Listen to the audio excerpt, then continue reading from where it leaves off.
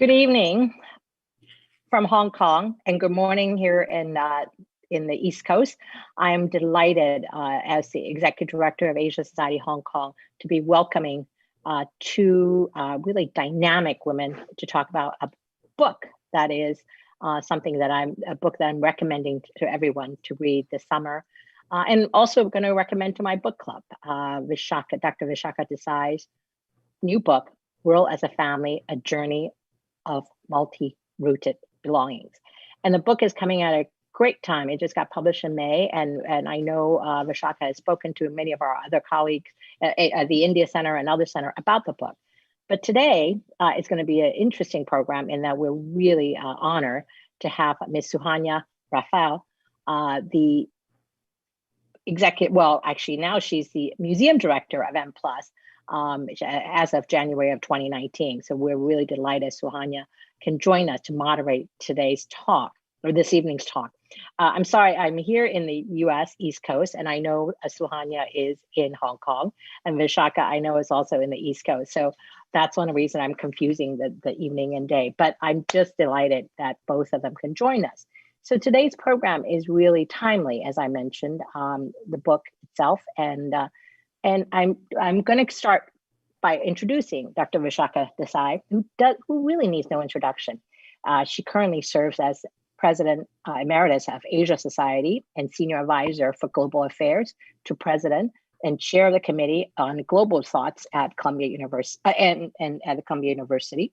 Well, I'm sorry, she's also Senior Research Scholar in Global Studies at the School of International and Public Affairs at Columbia University. Vishakha is no stranger to Asia Society. From 1990 to 2012, she was at Asia Society and in various positions. And lastly, she was 8 years as president of Asia Society. So we really miss her, but I know she's gone on to great things and including this book. So thank you, Vishakha, for being with us this evening to talk about your book. And also, Ms. Suhanya Rafael, for those of you in Hong Kong, we know Suhanya very well from when she joined West Kowloon Cultural District in November of 2016 as executive director. And then she later on became the M+ museum director. And we're really eagerly awaiting the opening of M+, which will be opening later on this year. And previously, Suhanya was deputy director of the Art Gallery of New South Wales in Sydney. And before that, she worked at the Queensland Art Galleries and Gallery of Modern Art in Brisbane. And so we're really delighted Suhanya is now calling Hong Kong home and is joining us today to moderate the program. So I'm going to hand it over to Suhanya to get the program started. Thank you. Thank you, Alice. And it really is wonderful to be here to talk about this book, which is a very timely, it's a very timely piece of writing, a very timely sharing. I wanted to start by asking you, Vishakha, what made you write it? Why did you start to do this book? Well, first, let me just say, Suhanya, what a great pleasure it is to see you again. Yes. Someone I feel like we are kindred spirits in many, many ways. And I've known you for a long time and have observed your journey very, very happily. And thank you, Alice, for inviting me, considering that I had done several of the programs. But Hong Kong is very special in my heart, partly because when I was at the Asia Society, we brought a number of exhibitions, including Inside Out. That was a major Chinese exhibition, the Rockefeller Collection, and then helping to shape the Hong Kong Center in terms of the kind of projects we could do.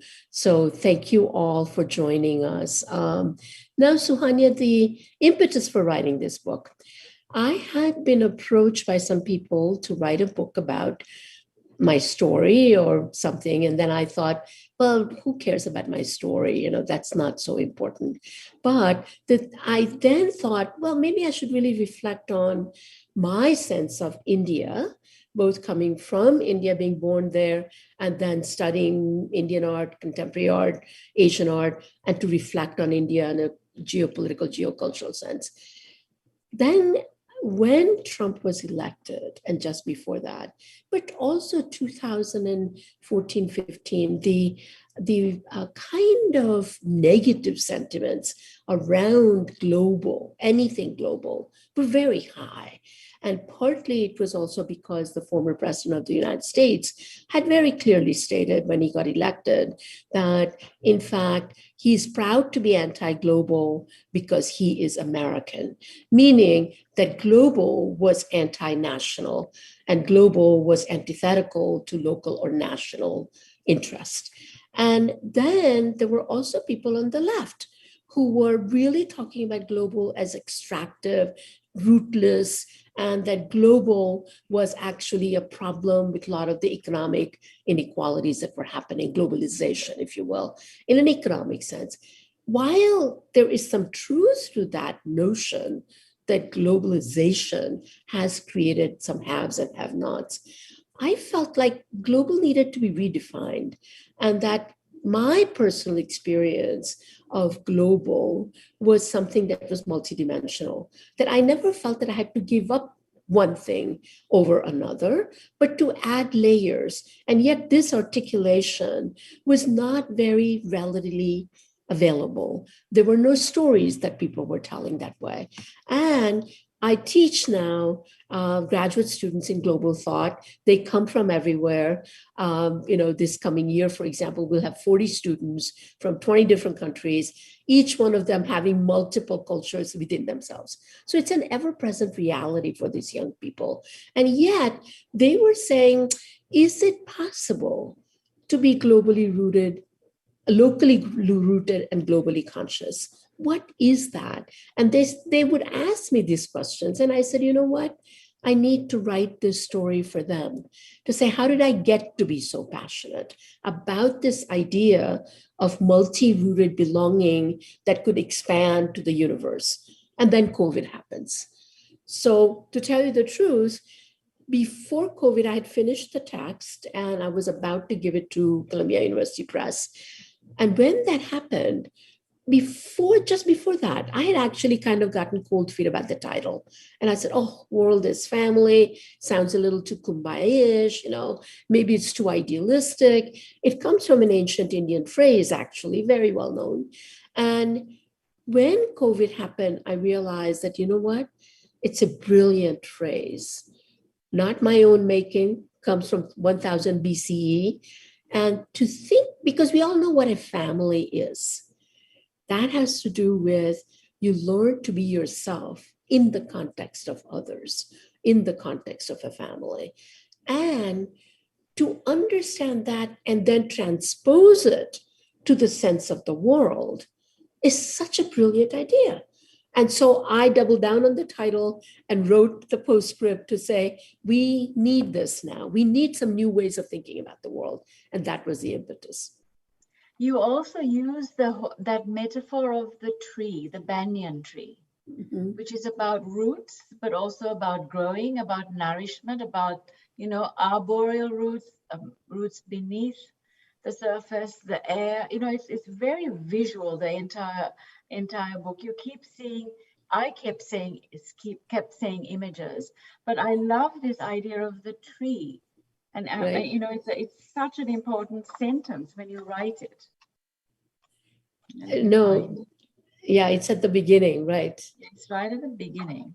Yeah, I marked it because I thought it was such a wonderful way to begin thinking about this sense of this idea of belonging, being in one place, being in a part of another, the longing and the being and the belonging.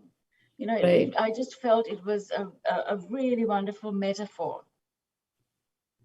Right. And so, in fact, there's a phrase that I sort of said that how I got excited about banyan tree first sitting under it in my father's ancestral home. And then over time, what I loved, as I say, is that it kind of became a personal symbol for multi-rooted belongings. Its primary trunk and branches becoming interchangeable soft rustle of its leaves, suggesting the presence of the windy world coming through. I thought it was an apt metaphor for a life of global belonging that I had learned to live over the years. So part of it was this idea that roots can become branches and branches can become roots. And yet there is space that allows for the outside world. And to some extent, it also refers to the Gandhian, the very famous Gandhian phrase that I also use, which is to say that at the time of independence, he says that I want the floor of my house to be sturdy, but the windows to be open, not to be shut off, so that the wind from everywhere can come through and pass through, but cannot shake my roots. And it's that idea of roots and expansiveness as being part of our life reality, that how do we get there? How do we do that? But we do have to do it because climate crisis, COVID, pandemics, they don't know national borders. They demand that we respond in a bigger way. And yet we don't know how to live that way. So, Yeah. But I think what's also very clear is that whether it's the metaphor for the tree or that comes from a very lived environment, that from your home in Ahmedabad, but also the Gandhian upbringing that you that is just also imbued in your thinking, and the family of 7, this wonderful home, and the relationship between objects, art objects, books. It's an environment, and that environment has really informed and shaped right from the beginning. It's clearly been such a fabulous beginning. No, thank you. And I think that I do feel blessed, I have to say, that being born 2 years after India got its independence in a family of freedom fighters. Both my parents were freedom fighters. My father was a big leader for young people. He started the first young people's organization at 17, was in and out of British jail, got kicked out of college for rising and putting the national flag on top of his college. And my mother was one of the co-founders of the first women's institutions in India.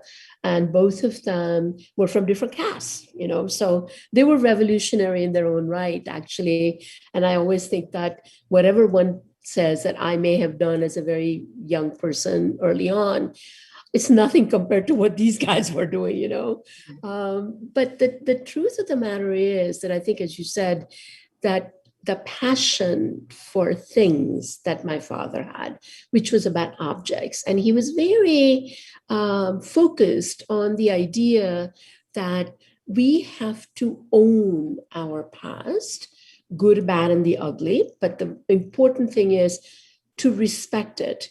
But that did not mean that you also didn't communicate or work with current reality. So the house was full of objects that he gathered from. We were not very well to do. Let me just make that very clear. He was a journalist, an intellectual, a writer, but he would go to these Sunday bazaars and pick up things that lots of people in the name of modernization were throwing out. And he would bring them home, So our house had the cartwheels of a bullock cart as the entrance to the house, And at the same time, we also had contemporary art by artists like Bendre, because they were friends, not because, and he would continuously buy that. And so I think that idea of, as you said, an integrated environment with a garden. He was passionate about flowers and trees, and exotic the better, did inform me. And I often think that I recognize not all immigrants have that kind of a choice of rootedness in the early days. Lots of people leave because they have to leave sometimes for a better future or other reasons. But I think that what you can get in a home is a sense of rootedness no matter where you are. And then it can open up.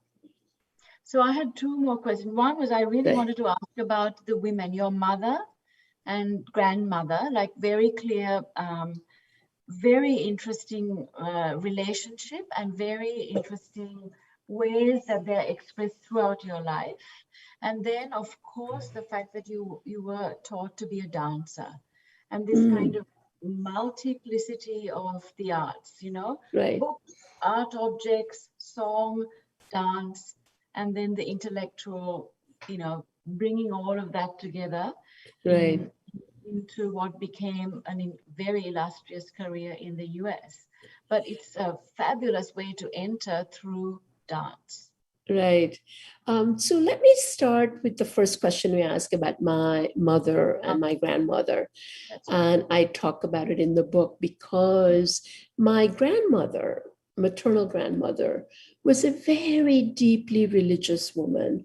And when we say deeply religious in the Western context, you immediately think of it as being very conservative and very traditional, yes, conservative, no. That was what was so interesting. So the story I tell is that, like everybody else, my mother was engaged at the age of 13, arranged situation from a well-to-do family to a boy from another well-to-do family. And then my grandmother hears that this boy, his family's history, had some mental illness issues, schizophrenia, something they didn't know quite what. And when she hears that, she tells my grandfather that I don't think we can go through with this engagement and the marriage. And my mother, who's already been very excited about Gandhi from age 6, sixth grade on, she had never wanted to get engaged. But then she said, okay, if you want to do it, fine. And what happens is that my grandmother goes to the caste elders and she's not allowed to step in the door. She's at the doorstep. And because my grandfather says, there's no way, we can't do this. You cannot bring engagement. This is not done. This is, in the early 20th century. And so he chickens out. She stands up and she says, I'm sorry, but we are going to have to break this engagement. It's not going to go on. And at this point, my mother is 16, because the idea was that, you get engaged, you get married when you reach puberty. And my mother had said, let me finish high school. I don't want to do anything until then. And the caste elders say that you will be outcast. You will be put outside of the caste. None of your kids would be able to marry in the caste ever. And that is the risk you're taking. And she says, I'm willing to take that risk. And then they come around and they give the permission. And at that point, my mother, of course, says, okay, now I'm going to do it my way. So that means I want to go to college. And she goes to college in another city, which is in India, it's even not common, right? Yeah. And so that's where she gets involved in the movement. And I think that one thing that I learned from my mother and my grandmother is that they did have tradition as an important part of their background. And my mother remained that way, but it didn't stop her from being absolutely a strong, ferocious advocate for women. And so it's possible, sometimes it seems contradictory, and I talk about that too, but I do think that it allowed us young kids, and there were 4 girls in my family, including myself, to actually say that it's possible not to always have to resolve contradictions, but live with them. It's okay. It isn't the end of the world, but some things you fight for. Well, I mean, that contradiction is so well said when you were born, Right. Yeah. The very first paragraph, right? That's right. So being born on one of the most auspicious days in the Indian calendar for agriculture, fertility, etc., and the Workers of the World Unite, May 1, that my father was very proud of, that it was a good socialist kind of a day, you know. And that's exactly why I chose that, because somebody said, why did you want people to know how old you are? I said, because it's really important, the time, and it sets the things up, you know, so it's fine. The second question you asked, which is about dance. And I do think the role of the arts is something that I really think about greatly. And even since the book came out, I've been thinking even more about that dance, literature, visual arts, they are those creative pursuits that refuse to be put in a box. And what I mean by that is that dance, especially for me, it's a traditional classical Indian dance, and to learn the discipline of that was really important. But it is also like classical Indian music. Ultimately, it is to understand that the relationship and the flavor that's created is between the viewer and the dancer. You can't do it alone. It has to be between you and who you're going to interact with. And there are those rare moments on the stage when you just feel that the audience is with you. And that idea of a dynamic, interactive experience between artist, and the audience is such a special thing. It's a very rare thing in the humankind. And Greeks knew that. They made a special category of being, doing, and making. Making was about new worlds that you could create. What I quote Azar Nafisi, who has written this wonderful thing called The Republic of Imagination. And yet, art, especially visual arts, are both about a specific time and place. There's a person making it, or a group of people making it at a particular moment for a particular purpose, historically, or for creative purpose at another time. And art had the capacity to transcend those specificities. So I feel, and I learned this the very first job at the Cleveland Museum that I talk about in the book, Yes.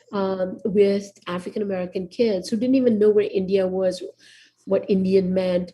And 6 weeks later, those sculptures were their friends, and they were roaming around with me, making stories, writing about it, and thinking India was not just some faraway, strange country, but country they could understand through me and through objects.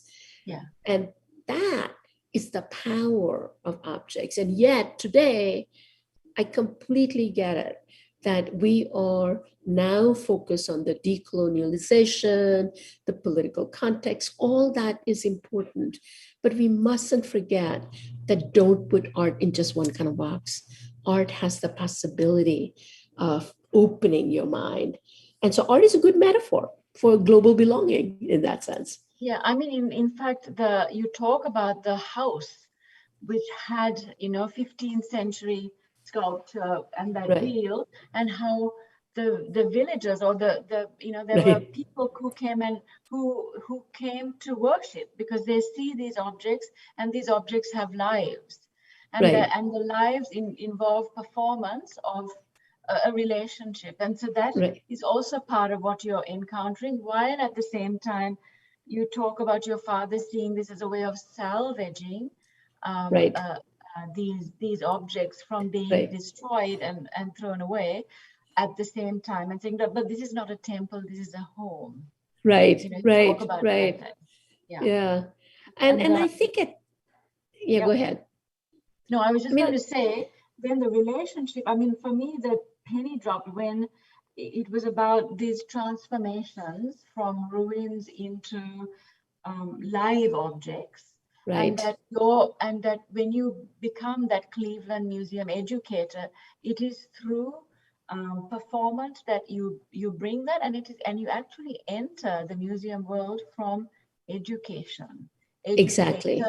Which is about a relationship, so it's a really interesting journey that brings you actually finally totally. And absolutely, because I think I have often said to people, the fact that I entered the museum field as an educator and with a political science background, where I had come to think about political and the cultural dimension as something that you have to understand, and that the museum as a site for social change that is possible by using art as illuminating this possibility of imagination.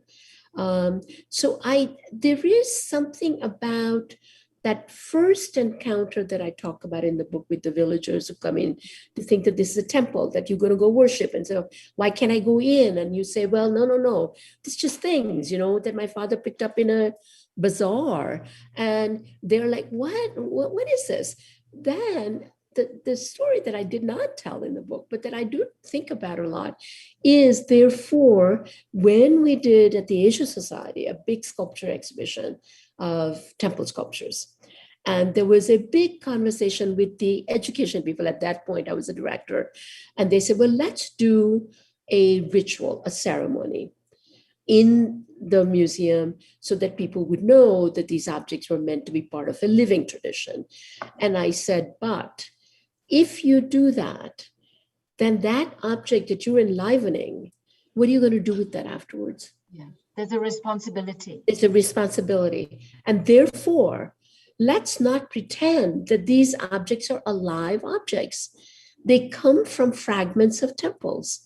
And I understood that idea of dead and alive object from those early days. And then, of course, learning from Diana Eck and lots of other scholars who have talked about that how do you enliven a thing is by the interactivity, and in the traditional sense is the rituals. And then you have a responsibility to keep that alive. Don't do it if you can't do that. The other wonderful part of this, your story, is how you go, why you leave India and go to the States, and how that happens, and this love, how you fall in love. But your grandma says, why do you need to marry this chap? Which is such Right. It's the opposite of a traditional Right. response, because Right. he's, and maybe you tell the story. It's such a lovely story.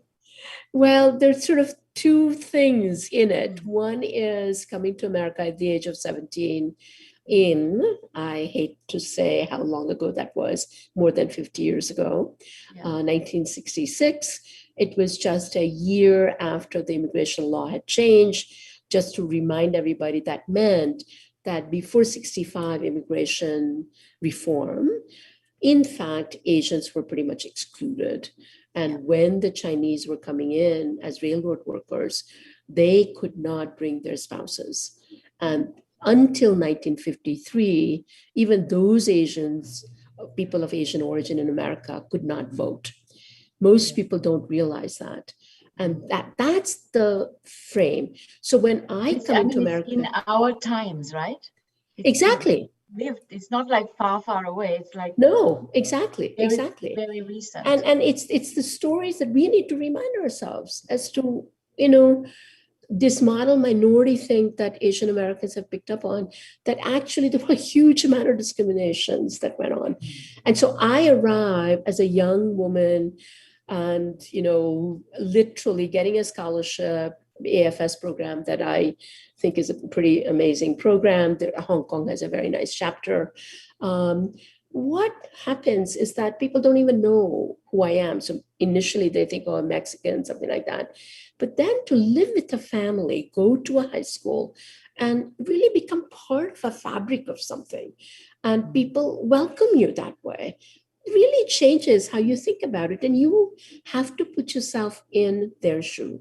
So I tell the story of the lobster, which lots of people have now commented on, that you're with a family and they think in those days that if you're a vegetarian, which they knew I was, that you could eat seafood, because everybody in America, that's what it meant. And they bring lobsters home and I don't even know what they are. And I get completely freaked out, like, oh my God, I have to eat this thing. And then learning that if they came to my family and didn't eat anything that my family cooked, how would that feel? And that was like the first step of putting yourself in somebody else's shoe. And then say, okay, you better try this, whatever it is. You don't know what it is. And that creates a sense of empathy, the sense of understanding, and intercultural dialogue that you have to go through, that we all do, especially in today's world. You do it no matter where you are, because the world comes at you in so many different ways. And I think then I come back to India after the 1 year. And in fact, I call it the trauma of return, that I had changed.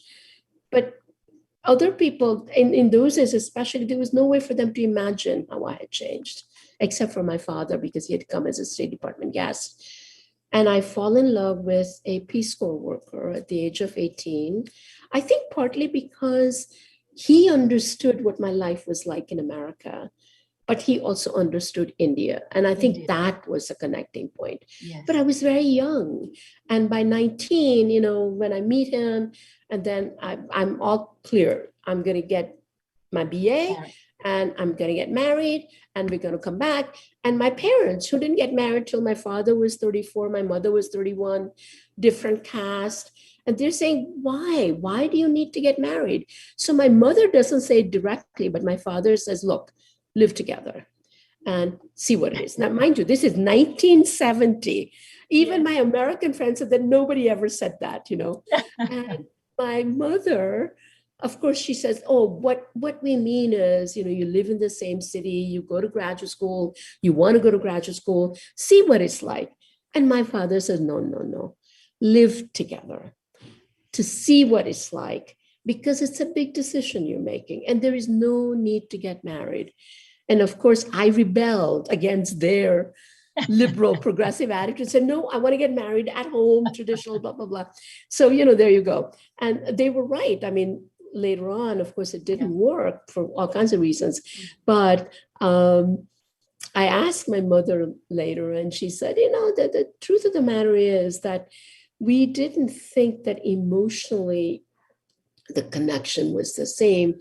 But my father was very clear that there was no way they're going to convince me otherwise. And she said, what if it doesn't work? And apparently he told her, he said, well, they'll probably get divorced. And mind you, my entire family, in all generations, everywhere, there was no divorce, none. So I kind of think about what I put my family and my parents through is kind of crazy, But it's a pioneering life, it's a life lived from true passion. Because the other thing you do is it also sparks in you travel, these lovely journeys that you make. Right. And I think also that's a very, very important part of learning about the world, this big world with so much experience and a lively curiosity. Right. Very true. And I think that, and now since the book has been out, I've done a number of podcasts for parents at their request, that how do you raise children to create this sense of capacious belonging? And I always said the first thing is curiosity about people who are different than you, curiosity about the worlds and cultures that are different from yours. And instill that, whether it's through film, through books, and in so many places like even Hong Kong or America or India, there are lots of different kinds of people who are different from you. Are you actually learning about them, or are you creating small little patches and put borders? So how do you keep opening the imaginary and real borders that exist without judgment? Without actually making somebody better than somebody else, to just looking at it as difference. And through difference, respect people. And that's the curiosity and travel. And travel, not so much like, okay, I've been there, just count and make the list, but to really seriously understand what that means to be in another place, to be in a place where people live very, very differently than you are. And I consider that as a complete blessing and a privilege that many of us have, but many who don't have. But we all have access to books, films, and different ways of living. Yeah, I mean, in fact, that Cleveland experience that you describe with the African American children, that the travel happens for them because of the objects and the conduit of you taking them somewhere else. Exactly. And I keep thinking about that because it's also the way my father used to talk about the British prison. And, he was a writer, a journalist. At the age of 27, he translated and wrote the first book on Lenin in Gujarati. Now, I don't know who read it, but he wrote it, But he would say that thank God for one thing that the British gave me, that was the prison time. Because if I was outside, I would be too busy organizing. And this was the quiet time for me to read. And reading and meeting people from all over India, it opened my eyes. And I learned about the world in prison. And later on, I realized that Nelson Mandela said the same thing. But I didn't know that when Papa was talking about that, So there is something about opening the world in a real way or in an imaginative way that actually can make a difference for young people so that they begin to see that the world just doesn't look like them. Yeah. So what made you decide to go into the museum world? What brings you there? Yeah, it's a very interesting question because after I was an AFS student in Santa Barbara at the height of Vietnam War, I was convinced that I wanted to be a political science major, but with culture as some kind of integral part of that, which of course I didn't understand that the IR policy then didn't ever take into account culture at all. But it was all about this speech I gave at the anti-war peace vigil in high school. And I kept saying, we all talk about Vietnam as if Vietnam equates war. Not a place, not a country, not a culture. And I said, it makes me nervous, whether you're for or against this war. We use these names, Halong Bay and Dien Bien Phu and whatever, and we don't know anything. And I said, what if US had gone to war with India? You all would think that India is an India war, not a place, not a civilization, not a culture, real people living there. And that got me thinking that those two things, the decisions of wars and cultural understanding, were integral somehow to my 17-year-old mind. I didn't know, but that's how I felt. So I thought, okay, I'll go in poli-sci and then bring culture in.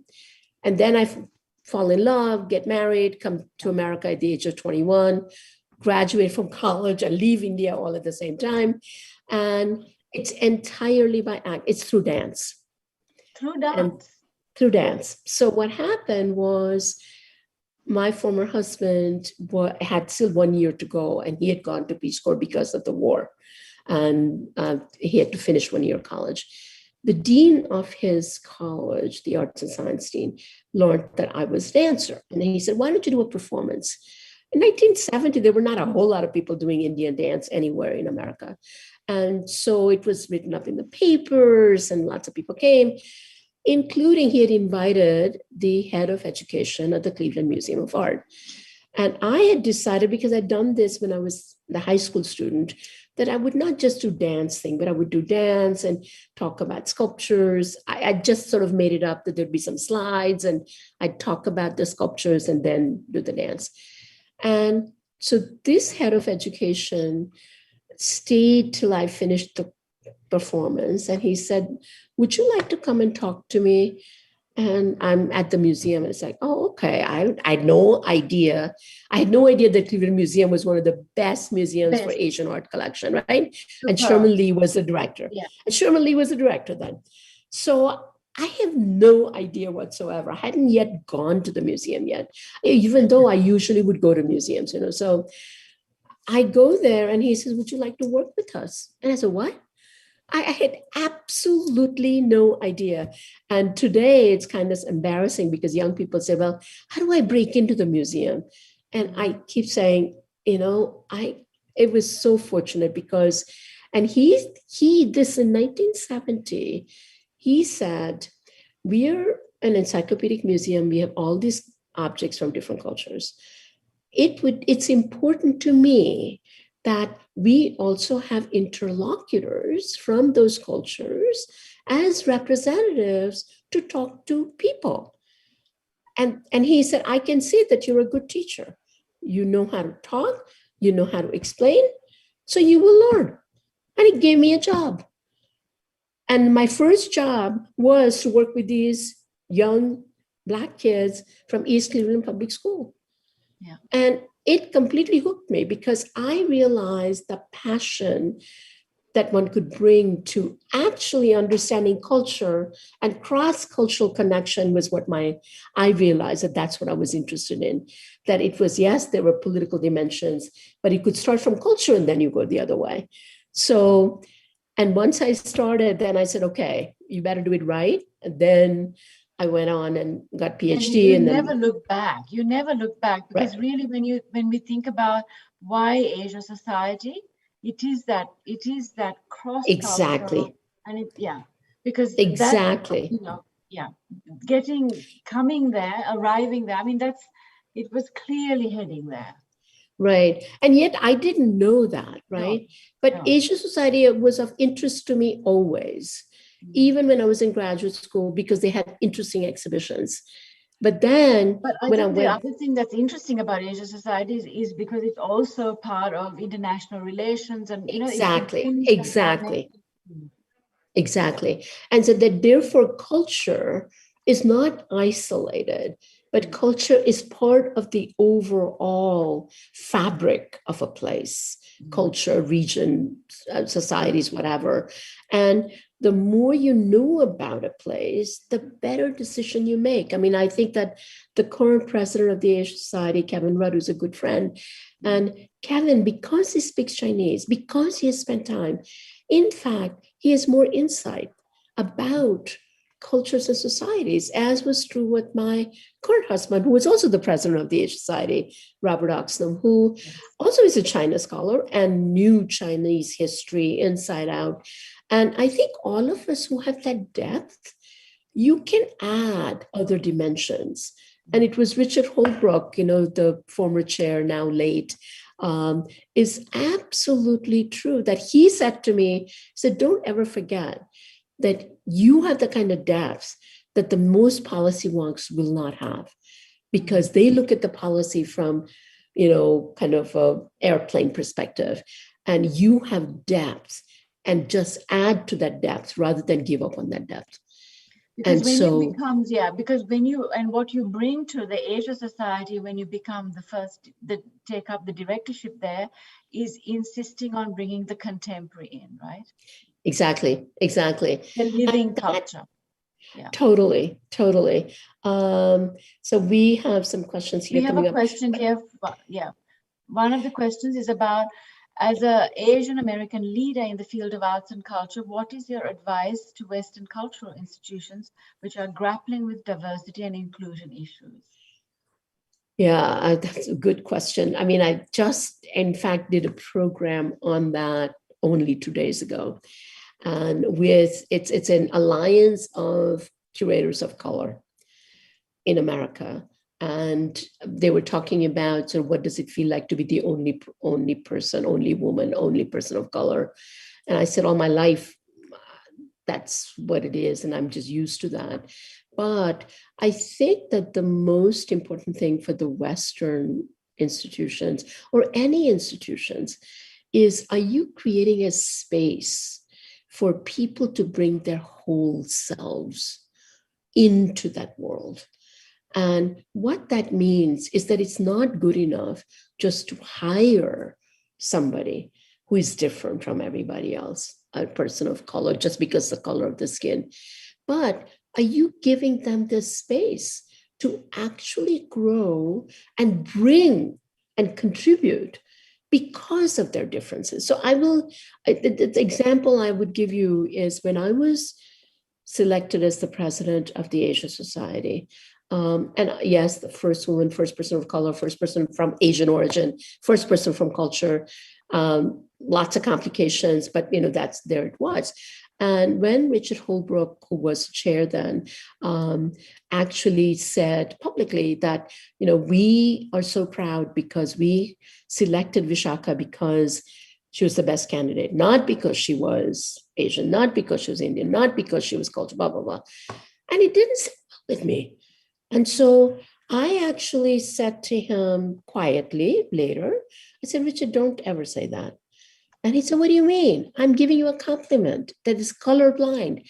I said, I don't want it to be a colorblind. Because I'm a woman, because I'm a person of Asian origin, because I come from culture, I will be a different kind of president. I won't fit into the mold of the Euro-American white males that you've had, because I'm not that. So just remember that. And to his credit, he never said it publicly ever again and didn't repeat it because he was taken aback. And I realized that there was no point in confronting him in public. So all my way of saying is that I think for the Western institutions, the first thing is that to hire people of color, don't do it in a knee-jerk reaction. Think of it in a systemic way. Are you creating a pipeline? Are you creating, where are your boards? Where is your staff? Where is your programming?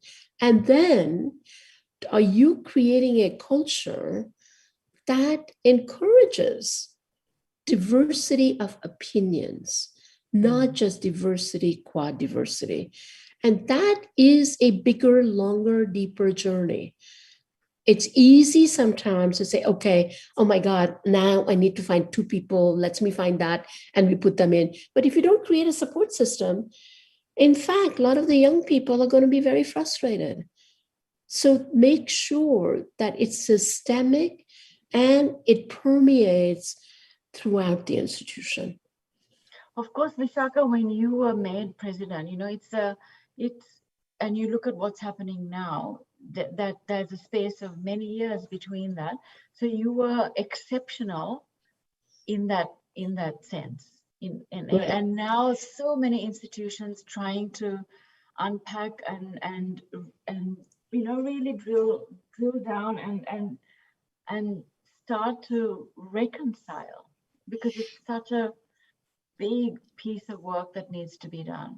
Well, but that's why I'm saying that the work is hard. The work is long, and it isn't good enough to just do something reactively and superficially. I agree with you. I mean, when I was made the president of the ASHK Society, actually, there were no international organizations in America, especially, but other places too, that were led by a woman. Never mind a person of color. Yeah. And it's partly because, and I talk about that in the book too, but I think that what is interesting is to recognize that that's where the othering of a person can become a barrier. And sometimes the othering is that you're a token this or that, and people think it's a token. So I want to get away from tokenism, and I want to get to systemic change and the work that is required. Even as you get more people coming in, it isn't good enough, because at least I see in America, but even in other places, the diversity can be defined differently in different places. So I, for example, give M+ a lot of credit to get you, an Australian Indian, to come in to become the head of this organization. And that is foresight. And now it's up to you to figure out how you're going to keep it open, right? Of course. But I think it's also about there are many things that are also about opportunities. And when you have an opportunity, you have choice.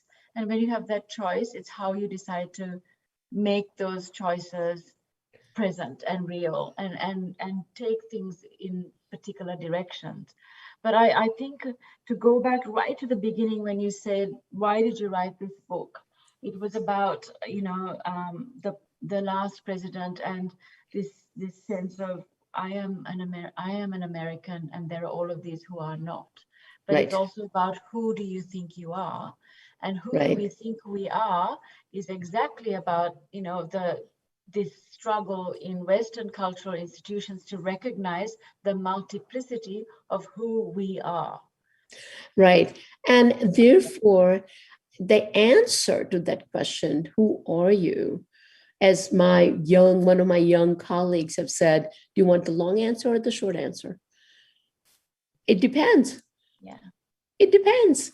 So that, is your institution, let's say, especially for an Asian society, for example, one thing that I know that, and we used to work on that, and the institution continues to work on it, is, are you a New York institution with branches? Or are you a network with, it just so happens we created an ad in 2001 when we reopened the building, which says only our address is Park Avenue. And that was to remind people that don't think of us as a Park Avenue institution. And at that point, we already had Hong Kong. We were developing other centers, so that was important.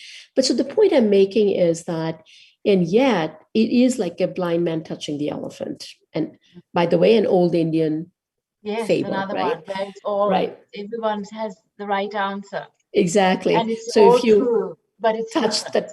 Exactly. So if you touch the trunk, you think it's that.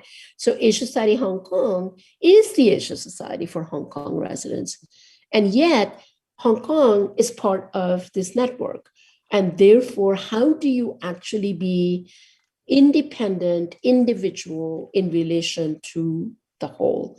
And it brings us right back to family and right back to the notion of global interdependence. We are both also, and. That's right. And it's also an affirmation of a cosmopolitan world that we embrace. Right. Within, within tides across the world of resistance to that. Right. And I avoided the word cosmopolitan, even though Apia has done a good job of taking that word back into this global space.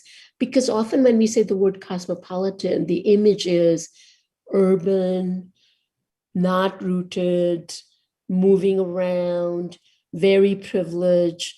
And actually, I keep thinking we have to come up with another word that is about this multi-rooted, the multiple belongingness, that's what it implies. In other words, I'd rather celebrate the messiness of that multiplicity than to suggest that it is above and beyond and it is only for the select few, because this idea actually can work even for those immigrants who were or migrants who were forced to leave one place and go someplace else. They too have multiplicity.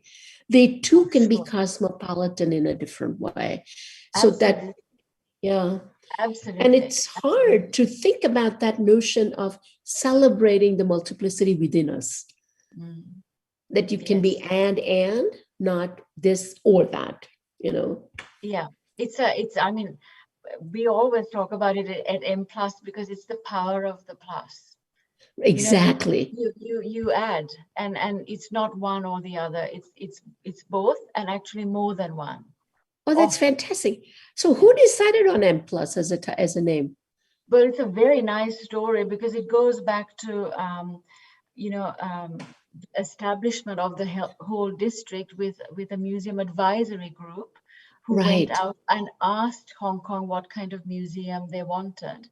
And after 3 years, the learning was that people wanted 4 different kinds of museums: a museum for ink art, a museum for design, a museum for moving image, and a museum about popular culture.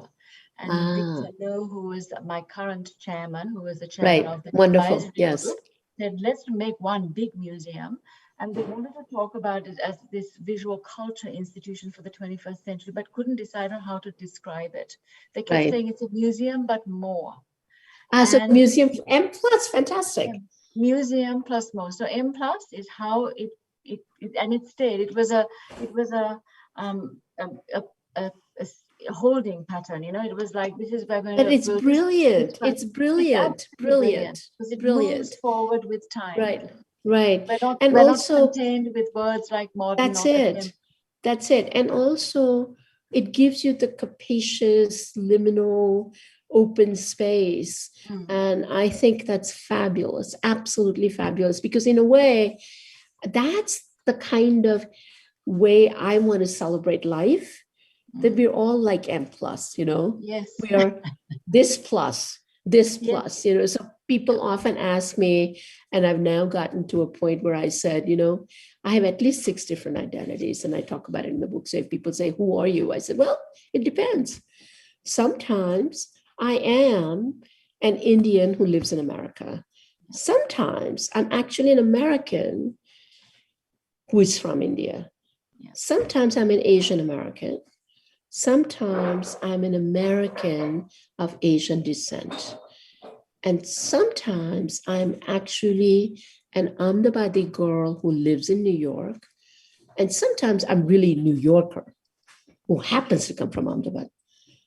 And this, to be able to have all of those. Yeah. So it's like I'm plus, right? I'm V plus, as it were. So maybe your plus is kind of really a good idea there. But I think what it is that all of us have that within us. You know, I was just talking to a friend who was born in Kansas, lives in New York, and has moved to London. Yeah. Well, she's got all of that in her. And so let's actually recognize that we have multiplicity within all of us. And we have to now, and that doesn't mean that it's all the same. And I don't want to make it all kind of flattened out, similar. It does never be like that. It can never be like that because our DNA doesn't allow that. Exactly.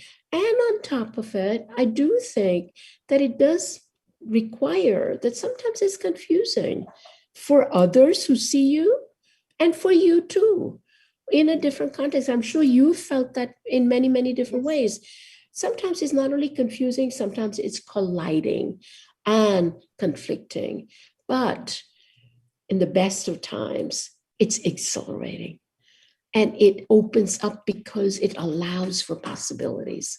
And so I'd go for that any day. Well, I think we are coming to the end of our time anyway, and it's a fabulous way to end this conversation, really, Vishakha. Really fabulous. Thank you. Thank you so much. Thank you for great questions. I'm just so delighted, and thank you, really Alice. Lovely to be able to chat. Yeah. Okay. Thank you both. I just thoroughly enjoyed this hour. I knew when we were doing this program, and it was originally postponed, we were going to do this program earlier, but we really, really wanted to Suhanya to be our moderator, because I knew we would add an extra dimension, and we were right. Thank you, Suhanya, for agreeing to do this and reading the book and having this wonderful, thoughtful discussion today. I am so pleased to have you both. And, you are both pioneers in your way, but it's really exciting to see, we're really looking forward to seeing M+ being part of the, not just Hong Kong arts and culture, I think it's a global space. But a global. In fact, when you guys were speaking, it just reminded me of our both benefactors who have been with us, Jack Wadsworth. I remember when we opened, and Jack's word about being, you can be both global and local. Exactly. You can walk and chew gum at the same time. So I think very Jack, so very right. Jack. And very Jack. We both know Jack. All of us know Jack very well, right. Who has really been, in fact, this year is our 20th anniversary of identifying Jack leading the effort of finding the architect for Asia Society Hong Kong in Billy Tsin and Todd William. It was September 11, 2001, when they were identified. And I know Vishakha had a lot to do with that process. And then it was 10 years ago this summer that Asia Society moved in. We did not formally open until February of 2012. So we know what Suhanya is going through, Yes. and we wish her all the best with M+. Thank It's you. going to be a wonderful global and local cultural institution for us all. And Vishakha, thank you. It reminded me when you stepped down as the president of Asia Society in 2012, we had a conference call this was before Zoom. So we had a conference call, and all of the executive director in Asia were women. And we paid a special tribute to you for leading the way for those of us that can bring our true selves, all of us into the institution, the family of Asia Society. So I keep that word. My colleague in Hong Kong knows that I speak about family, Asia Society family, Asia Society Hong Kong family. And it is really, as a Chinese American who grew up in America, in Ohio, by the way, Cleveland Museum, one of my favorite Ohio institutions. And I think museum has a wonderful role to play in terms of education and make us, I agree with you, there has to be a better word than cosmopolitan and or worldly, but I think we're on our way as cultural institutions, I think has a role to play. And one of the things, as I hear you both speak, it really, arts and ideas really has no borders. And that's why your book is coming at a great time. And I highly recommend those of you who would like to order from Asia Society, Hong Kong, or Amazon, or wherever you can get a hold of the book. And I'm looking forward to reading it and recommending it to my book club for our continuation. And thank you, a continuation of learning. But I want to thank you both for this wonderful, wonderful discussion. And good luck to both of you in your endeavors. And I know we will be seeing you in person soon. And hopefully, Vishakha, you can join us. Oh my goodness, I can't wait. Can't wait. The dynamic building and the wonderful collections. And that is M+. And it's going to be a really exciting time. Very soon. Hong Kong has issues. Globally, we all have issues. But I do feel arts and culture and museum is really a wonderful vaccine. I call it vaccine for the souls. So thank you both, and have a wonderful day. And thank you, the audience, for joining us today and this morning or this evening. And go back and watch the Olympics. I think the Olympics also reminds us we're a global family, and regardless of problems, issues, we come together and we can solve a lot of these problems. Thank you. And good luck, Suhanya. Can't wait to see you in person. Looking forward to welcoming you. Terrific. And thank you, Alice. Again, wonderful. Great time. Thank you. Thank you all for joining us. Bye-bye. Bye-bye. Bye.